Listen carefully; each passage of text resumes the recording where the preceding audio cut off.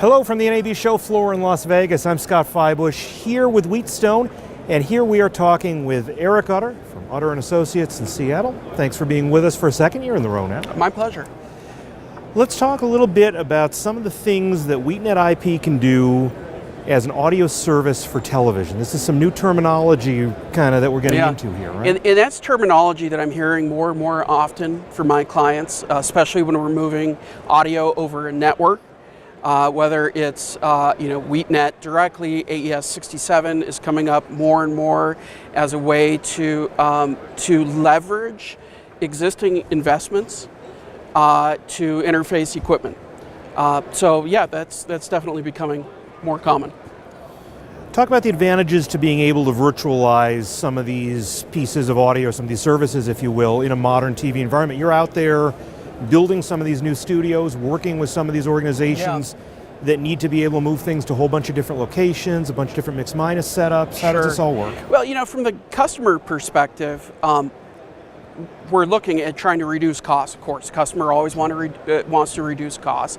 And there's certainly cost savings from the integration side in whether it's reduced cabling or moving equipment out to the edge where it needs to be. Let's say it's a WheatNet blade that we can put out the edge near devices. There are a lot of ways to keep those costs down to simplify integration.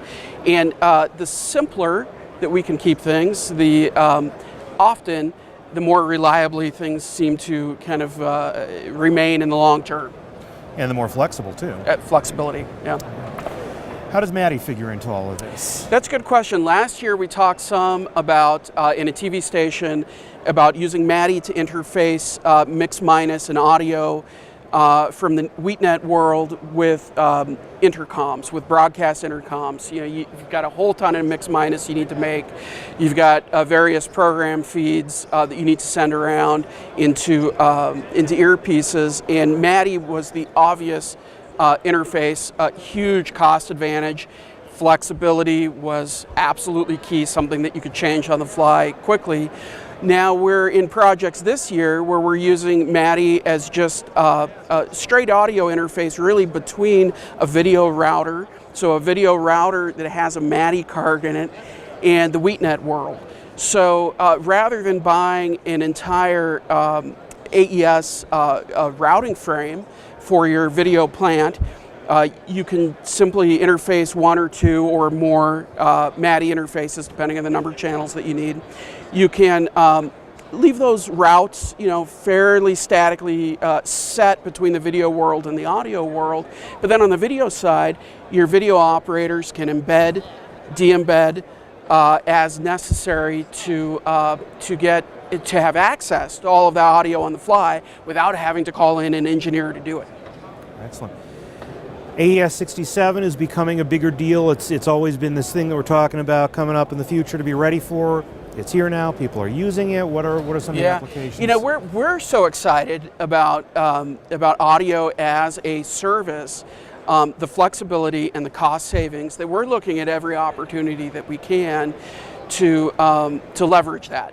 And there are, of course, third parties that have implemented WheatNet protocol in the control layer, and that's fantastic. And where those don't exist, we are looking at AES-67 as at least an interim step to move signal from point A to point B. Erik, I'm hearing a lot of talk at the convention about visual radio, a lot of radio people looking to do more video of what they're doing.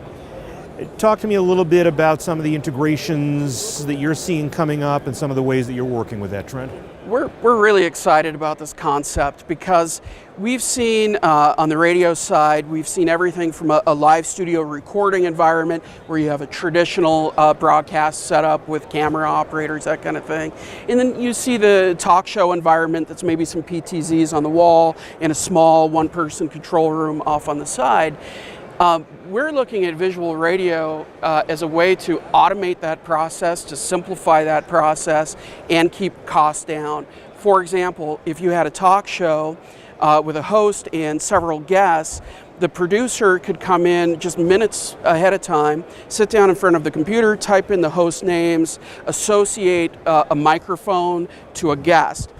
And between the video automation side and the audio side, you're getting a trigger for the active talker, and that's something that Wheatstone supports, is a trigger for an active talker, and that will switch the camera with a delay, a defined delay, so that you're not just switching back and forth constantly. Bring up a lower and third, maybe. bring up the lower third. So and even frame the shot, if that's necessary, depending on the number of cameras. So we're looking at this as a way to get video easily into all kinds of radio environments. It's the way the future's going. Yep. Erik Utter, thank you so much for taking some time to stop by and be with us here at Wheatstone. My pleasure.